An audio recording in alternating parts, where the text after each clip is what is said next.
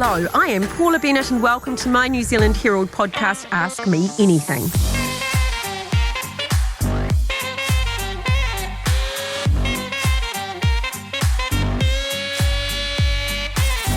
Now, one thing I've learnt in life is it's never too late to learn something new. So on this podcast, I talk to people from all walks of life to hear about how they got to where they are and get some advice and guidance on some of life's biggest questions.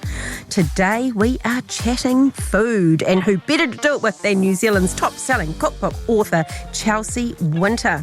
December is upon us, people, and we tend to switch into entertaining mode ahead of Christmas, don't we? Chelsea is with me today to give us lots of tips around summer entertaining and Christmas menus, and plenty of tips to include the family members who might be vegan or working around all dietary requirements. Her new book, Tasty, is out now and full of tips. I absolutely love it. Chelsea, welcome in. Thank you. It's lovely to be here. Yeah, it's really neat to have you on. Okay, so quick fire questions. If you could go to the pub for a drink with someone interesting, who would that be? Jim Carrey. Oh, you're Jim Carrey fan. That's controversial. I love him so much. Do you? Yeah. Yeah, good on you. I like that. And what would your drink of choice be? Right now, probably probably cup of tea. Cup of tea. Why not? Yeah. I'm not drinking at the moment. Well, I don't really drink anymore, so that's it. I've gone back to tea lately. There's just something warming about it, isn't there? That just sort of gets the whole... It's all at once rejuvenating and relaxing, you see. Well, there we go. Okay, we're going to learn a bit more about you first, and then we're going to chat food and Christmas entertaining in the second segment. So, wow, 2012 that you won Masterchef. Does that feel like a lifetime ago? Yeah, it really does. 12 years ago, I suppose. And it was 2011 when we actually filmed it, so that's even longer. Yeah. But you sort of, that overnight success, so you would have been like living this beautiful life that you're not, and then all of a sudden you are on our TV screens and we feel like we're getting to know you, and then we feel like we do know you, and it all sort of changes for you, it must have, overnight. Yeah, it did. Once the final aired, that was it. Actually, funnily enough, I did go back to my job because I wasn't quite sure what was actually going to happen, right? Because you've won the reality TV show, but there are no guarantees. So it wasn't until I started working on my cookbook that I made the decision to quit my job and just throw everything I could into it, because I didn't want to let the chance go by without giving it my best shot. Isn't the weirdest thing when you're recognised is the first few times that someone shouts your name and you don't know them and yet they think they know you? That, for me, that was the, hey, Paula. And I'm like, how do you know me? I don't know if anyone's ever shouted my name. I'm a bit upset now. I think people have said hi, but I've never had a shout. You should have gone into politics. They shout at you quite a lot.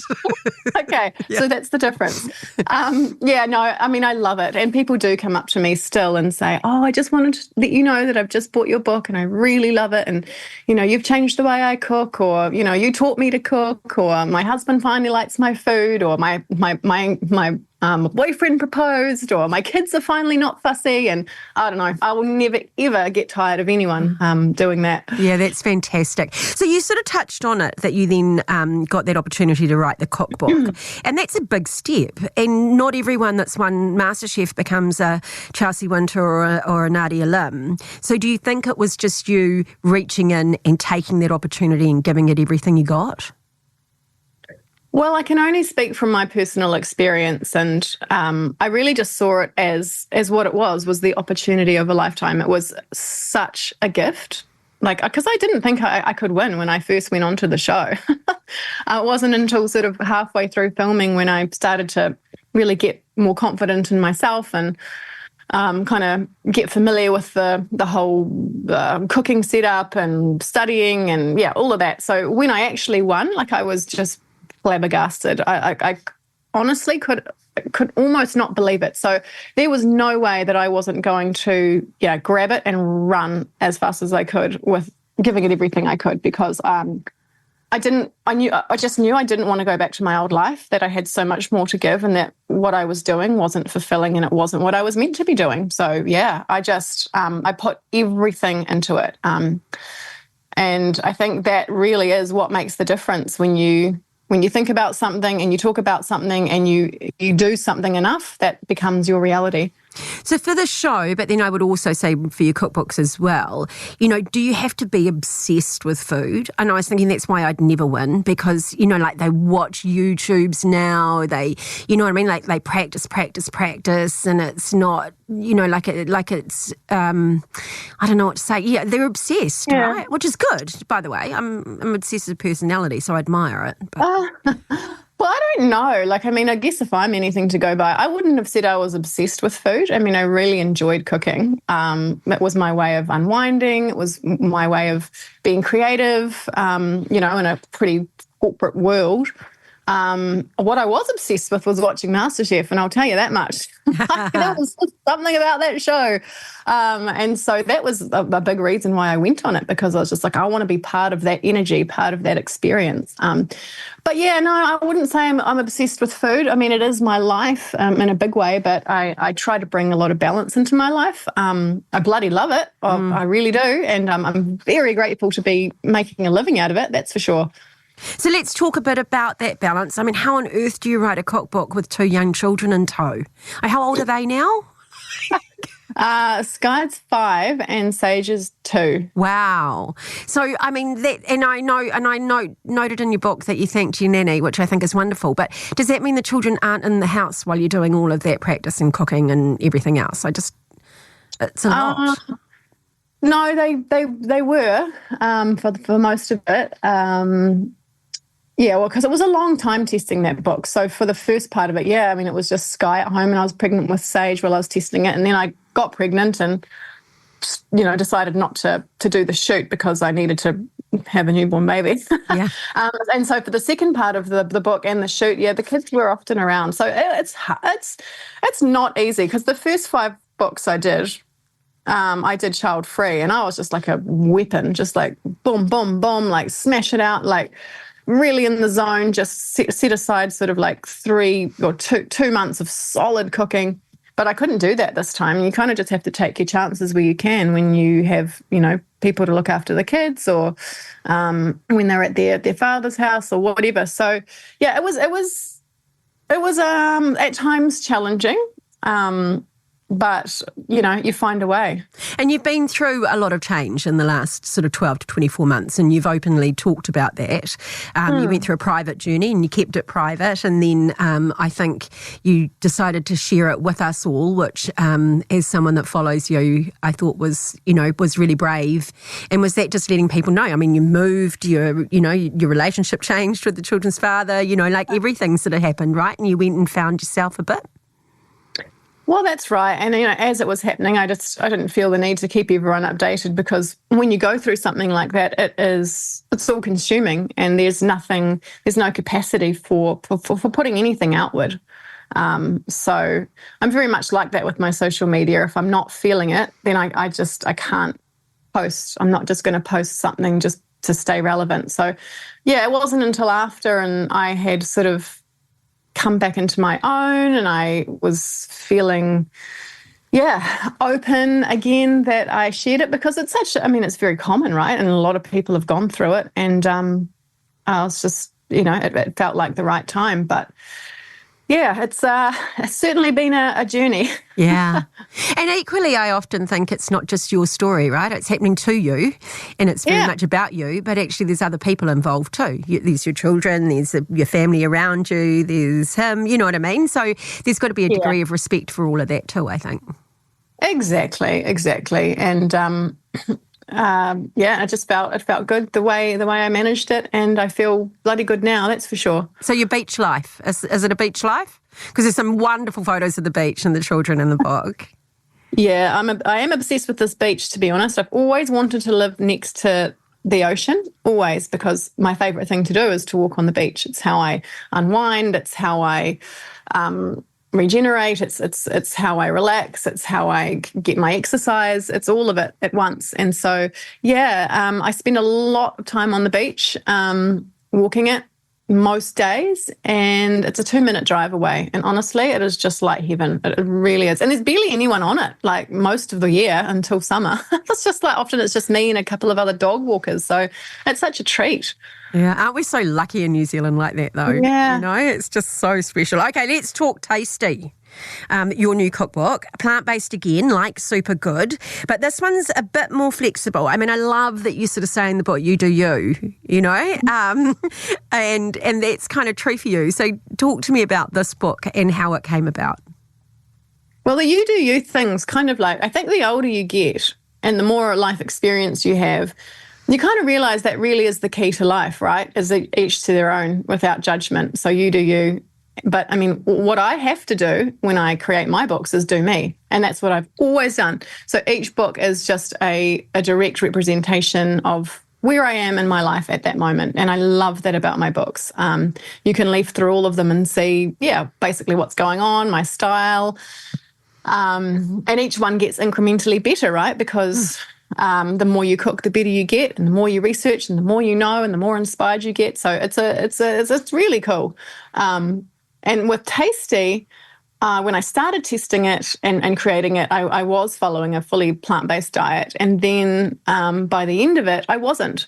And I was still absolutely thrilled that it was a completely plant-based book, because I really honestly do believe that there is a huge need for really good plant-based recipes out there in the world, because, you know, not just people who are choosing to live a vegan and vegetarian lifestyle, but people who have allergies and intolerances or have to cook for those people that do, people that are just trying to cut down and enjoy a meat-free Monday, or just, you know, branch out and or save money or consider the planet more. Like there's every reason to embrace more plant-based meals. And so I just felt like, I don't know, it felt like the absolute right thing to do. And I did make it more flexible than, let's say, the last book, because that's where I'm at. And my diet's more flexible now. And I think, basically people just need to make it work for them. Yeah, I love that. And I suppose, you know, for some of us, I mean, I'm older, right? Quite a lot older. And so learning how to cook a more plant-based was something I've had to learn, because that's not how I grew up. I grew up with the old meat and 3 veg.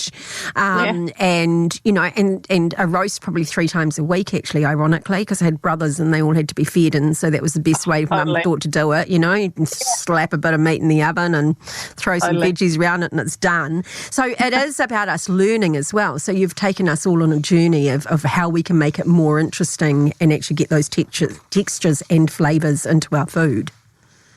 Exactly. And I mean, I had to learn too, because I grew up in exactly the same way. Like, you know, I was a country girl myself. And so learning how to cook plant-based food with, you know, a few new ingredients, you can't just, it's not the same. It's a whole new world. And I dove deep into it. I even did like a course in plant-based nutrition from the Cornell University thingy-dingy. And yeah, that was super interesting. But so I threw myself into it. And basically I kind of look at it as like I'm the one who's putting in all the hard yards and making all the mistakes and, you know, doing all the testing and learning the hard way. So then I can just put in the recipes in the book, and they work, and they're fail-safe, and they are delicious. And as you say, the textures and flavours are all there. And even the staunchy carnivores will happily eat something out of the book, and, you know, the person who's made it can just relax, because they're like, phew, you know, everyone's happy. Yeah. And because it's got that flavour. And so, you know, we, I think some of our blokes in particular have this misconception that if it doesn't have a piece of meat, then it's not going to have that kind of flavour. But you just flavour bomb it. I mean, it's awesome. Well, I do. That's what I do. I'm the queen of flavour, and I always will be. And that's what I really strive for in my recipes. And I'm very, very picky and very fussy. I will be testing those recipes literally until the day it goes to the printers, and my publishers will be pulling their hair out. But I don't know. I'm a perfectionist, and when it comes to my food, So yeah, you'd better hope they were good. Well, thank you. Thanks for doing all that work for me anyway, because it's just been fabulous to be able to just follow something and know that it's going to work. Hey, but I did read on your Facebook post that you sort of said there'd been some backlash, particularly when you did the first plant-based one. I mean, how did you cope with that, and that, you know, people seeing you go in a different direction than perhaps they perceived that you should be? Well, I mean, it was an interesting time for me because I was very used to being just universally beloved, my recipes, because I really made an effort to create recipes that everyone would love. And I think that's also just a sign of where I was at, kind of like wanting to please everybody. And that's a pretty natural sort of journey you take in life. You start there and then you end up somewhere else. But I ended up just following my own guidance and intuition around stepping into the plant-based arena. And yeah, when I brought out Supergood and sort of spoke out a little bit about why, for reasons that felt really, really dear to me, there was backlash. And, I feel like I'm not really surprised at that. And of course, people took it personally. And then there's the whole thing about people not really liking change and it's a bit scary and this and that. So for me, it wasn't easy. Like I felt pretty shit because I wasn't used to people being angry at me. Yeah. And it was something that I actually had to go through to be like, it's actually okay. Like everything's going to be okay. The world isn't going to come crumbling to an end because there are a few people that are really pissed and that, might not cook your recipes anymore. But I was kind of like, yeah, it was definitely a process that I had to go to. And I'm like, wow, it hurt a lot. But, with all the people that were angry, there were so many more people that came on board from the other end going, oh my God, amazing. Like you're doing these new kind of recipes. Like I'm so into this. So, there's always a silver lining. Yeah. Yeah, and it's I suppose my little advice was I had to learn. I used to say to people, I'm lying in bed at night about to go to sleep, and I've had 20 random conversations that day, and 19 of them were positive, and one was a bit negative. I get to choose whether that person's voice is in my head that night. That's exactly it. And so actually choosing, and I'm going to say that people probably, you're so right, they probably don't like change, but equally, I think it's because you were loved and you are loved. Like if they didn't care about you, then they wouldn't have an emotional reaction.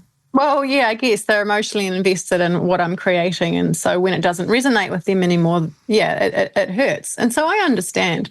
But at the time, yeah, it was like a punch in the guts, and a bit yucky, but those are the things that help us grow and evolve, and I am aware of that. So I just boxed on with what I was doing, and it Supergood ended up being the best-selling book of the year overall. So I was kind of glad that I followed my gut. So you should be. So milestone birthday this year. So 40. 40, the big 40. You look about honestly about 31. That's just not fair. Hey, that's outrageous. But you feel, and you say it, you just feel so much more comfortable in your skin, right? You've found your happy place. You've gone through some of that self-discovery that we should always be doing. Like if we're not evolving, then we're just becoming a mushroom, aren't we? So we may as well be changing and rediscovering ourselves all the time. So does it feel good? It honestly feels great. I've never felt better. I've never felt more comfortable in my own body. I've never inside and out. I've never been happier with the people around me. I probably came out of some of the challenge, probably two, three, 4 of the most challenging years of my entire life. And then all of a sudden I was out the other side and I turned 40 and everything just was like, I don't know. Some cheesy kind of thing to compare it to, but I just actually felt like I just bloomed like a flower in the garden. And suddenly, because I've done a lot of sort of inner work as well, and I don't want to say the word spiritual because there's a lot attached to that, but, I have been on my own journey as well on the other side of it. So it's a really holistic approach to getting older, I think, is where I'm at. And it's great. Oh, congratulations. I think that's absolutely fantastic. Okay, we're going to take a break. And when we come back, we'll chat one of our favourite things, my favourite things, which is food and entertaining.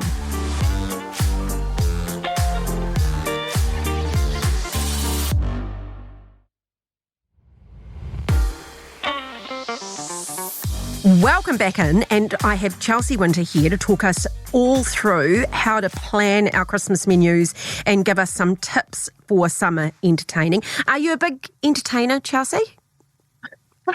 You'll probably laugh, but no. Yeah. Well, no, I'm not surprised. It's funny, eh? And I'm actually not. Some people love it. I mean, I love entertaining every now and then, but it's certainly not something I make a habit of. Yeah, I went through a patch there of entertaining all the time, and then I just, the other week I said, I feel like I need a dinner party. And I was thinking, I haven't had one for months. You know, like it's just, you sort of start. But, okay, we've got Christmas coming up though. We've got the summer season. We're going to have more people around. Yes. So what should our approach to summer entertaining be? Something for everybody? How do you do it? The thing I do first is get everyone to bring something. You do? Oh, absolutely. And do you tell them what to bring? I'll often just say, okay, if you can bring something vegetable-based, and you can bring something potato-based, and you can bring a dessert, and then you can bring that's just how we roll down here, because I think the days of one person friggin' slogging it out in the kitchen for 3 days is actually just ludicrous. Like, who actually wants to do that? Yeah. Of course, one person will end up doing the lion's share for sure, but there's enough, I don't know, like I'm kind of over the whole idea of Christmas has to be this stressful time where everything has to be perfect and over the top, and I don't know, maybe it's living in Taranaki. It's just chilled me out even more. I'm just like, man, keep it as simple as you possibly can.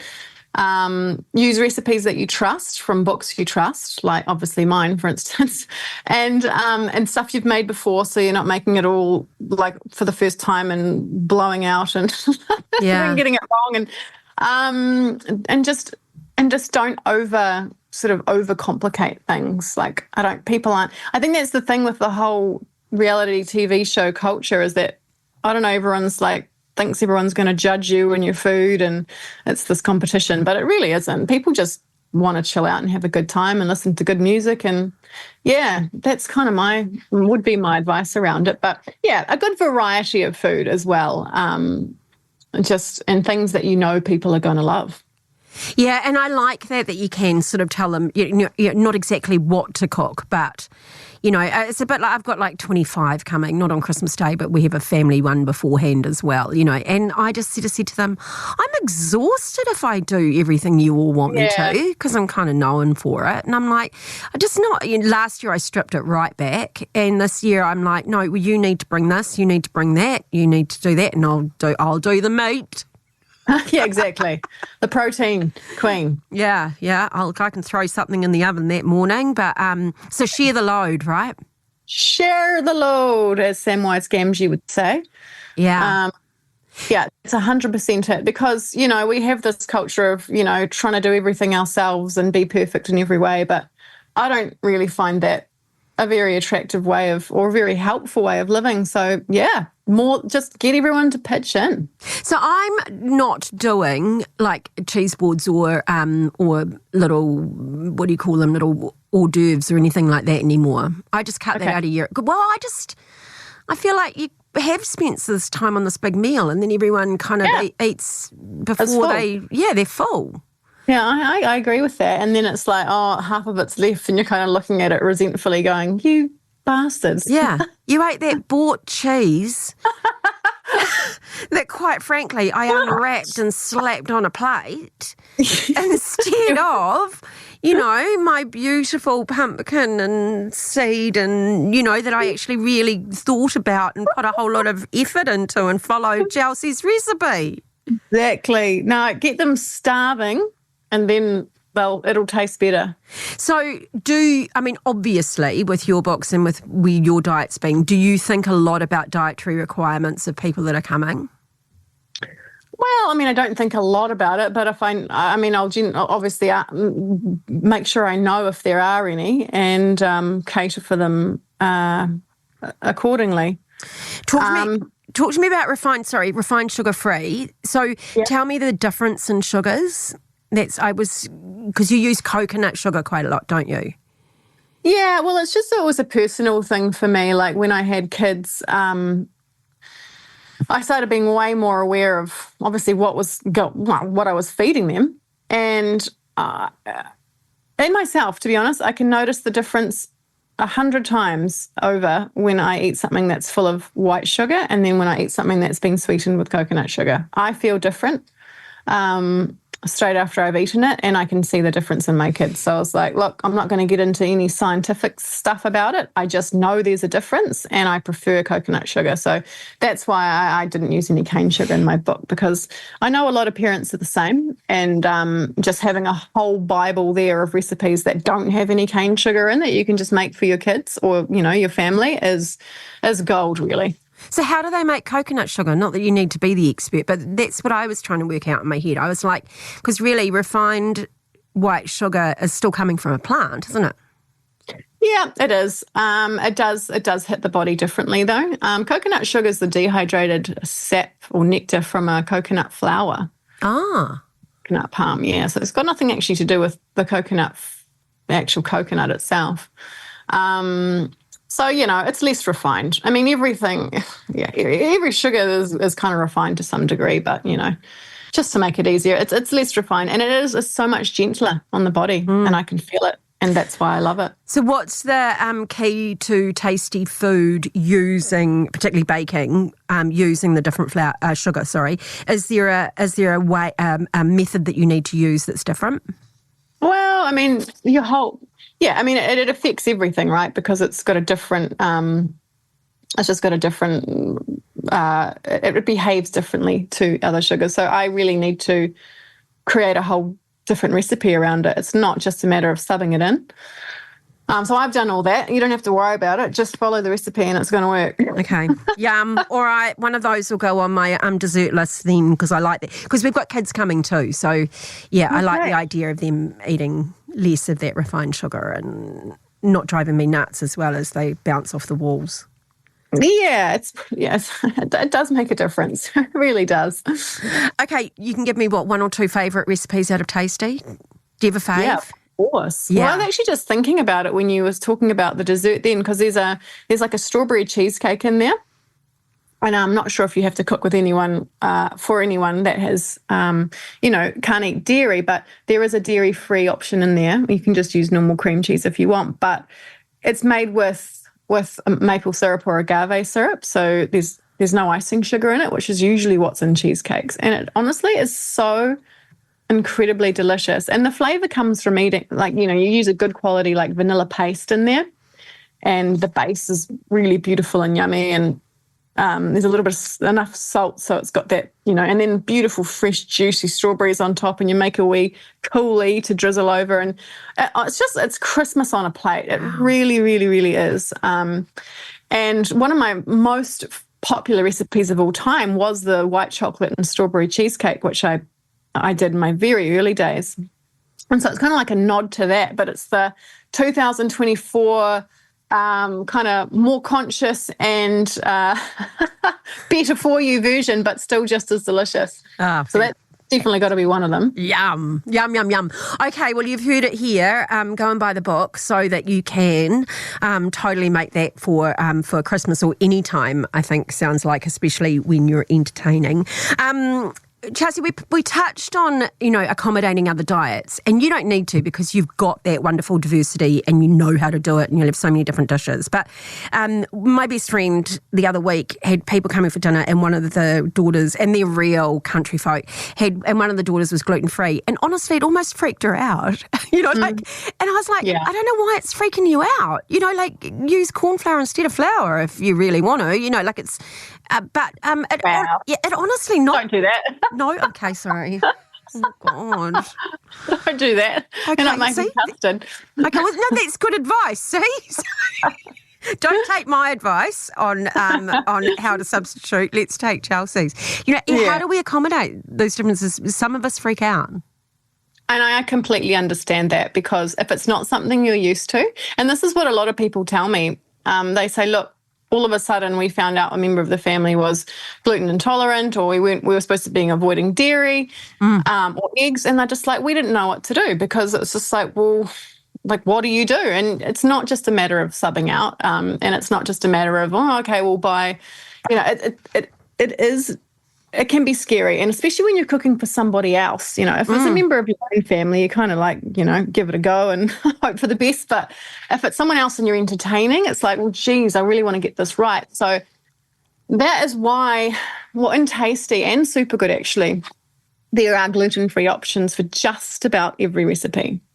And I mean, I worked really hard on that because, again, it's not just a matter of subbing out one thing for another. Like, you often have to do a few little things. And so I've worked really hard to make sure that it's easy to accommodate for people with allergies and intolerances and not scary. And the food turns out just like normal food, and the ingredients you can just buy at your local supermarket, and the recipes are easy and they're super delicious. So, you know, it's something I've worked really hard on. And I mean, basically the recipes are so that they're created in a way which everyone's going to enjoy them. So if you were, you know, having a dinner party or something, and one person was allergic to something, you could just make the entire meal from Tasty, and it would just be like a beautiful meal everyone would love. Yeah. You know what I mean? Like, it wouldn't feel like anyone was going without. And I think that's the scary part of it, because you don't want to just serve up something to like 5 people and the 6th person just has like a lettuce leaf and a fruit or something like that. Yeah. Yeah, true. Yeah, and I've got my own gluten-free flour blend in Tasty too. And often with baking and stuff, like, you know, the gluten-free blends you buy at the supermarket just aren't very good. And so I've got my own gluten-free blend, and honestly, the cakes and the loaves and the cookies and the muffins that it makes is just out of this world. Okay. So yeah, there's lots of hacks in there. Don't take my corn flour advice. Go and make your own blend. No, do you know where that came from? I'm going to have to share another embarrassing story. So where that came from was a friend's gluten-free, and I used to be world famous for my seed crackers. And so she was coming, and I thought, you know what? I am going to make her gluten-free seed crackers. So I practiced, you know, about 4 times, because I wanted to share my love with her. You know what I mean? Like something that I was sort of known for. Amazing. Anyway, so she turned up, and I said, I'm practiced and I've done all this. And she said, you're such a dick. You make them out of corn flour. Like the binding agent was corn flour. So I didn't need to. They were already gluten-free. They were already gluten-free. God love you. That's really sweet. I know, but I was just like, yeah, okay, well, that's a week of my life on seed crackers that I'm never getting back, you know. Oh my gosh. Well, you know what? I bet she appreciated the effort as well as having the lol. Yeah. She said that the little bit of binding with corn flour was better than the other ones I made. Okay, so tips for more plant-forward eating, entertaining. What should we be focusing on? Flavour. Go on. Flavour. Yeah, well, of course it's flavour. It's always down to flavour, yeah. That's why I call the book Tasty, because if it's not tasty, well, what's the point? Yeah. And also, you know, just don't wing it. Follow a recipe that you trust. I mean, that really is. That is what it comes down to. If you want to test it out first, and then, you know, test it on your family or test it on yourself or whatever, so you can be really comfortable with it, with how it's done and what the ingredients are, and just do a test run, yeah? If you're really that worried about it, and then on the day you'll be sweet as. But yeah, it's all about flavour and variety, and just put it. You know, food is a product of your own energy, right? So if you're anxious and stressed and worried and you know, unsure when you're cooking, well, this sounds probably a bit woo-woo, but it's probably going to come out in the food and the overall experience. So just chill out. Like, whatever it is that makes you feel better in the kitchen. For me, it's music. I can't cook without music at all. Stick the portable speaker on, groove in your kitchen, take the time, don't rush it, and just enjoy it. Like, you know, it's a beautiful time of year where we get to connect with all those people we love, and the whole process should be good, in my opinion. Should be fun. Oh, I love that. Okay, so Tasty is your 7th book. You're still loving it. Like you said, you're loving it. So I love it. Is number 8 a potential still coming? It's a potential, all right. It's actually, well, you know what? It's actually in the works. Wow, fantastic. And can you tell us anything about it? What sort of direction it's going in? I can tell you just a couple of things. Yeah, please. It's going to be obviously a more balanced approach. So there's going to be a bit of everything in there. And it's going to be focused on nutrient-dense food that is really created with families in mind. What does nutrient-dense mean? Well, it means you know, it's focused on, so everything in there is going to be super nutritious for you to eat. Yum. Okay, I can't wait for that. That sounds really... And any idea on timeline? Says me putting pressure on you. You want the date already so Yes, you can buy it. Well, it'll be the same. It'll be the same time next year, probably October. And in saying that, it's going to be made with all the usual Chelsea things that people have come to know and love. So the recipes are accessible, so are the ingredients. They work and they taste good, and they're no fuss. But it's all about nourishing bodies now. Okay, to end this segment, what's the best advice you think you've been given? Oh my God, I've been given so much good advice, but lately the most profound bit of advice that I've been given, and it's very simple, but it's probably the most important advice I think I've heard in my entire life, is just 3 simple words, which is know thyself. Yeah. And keep getting to know thyself, yeah? Yeah, I mean, that's basically life. That is the journey of life, is just continually knowing yourself better and then showing up as that self in your authenticity. Yeah, I love it. I love it.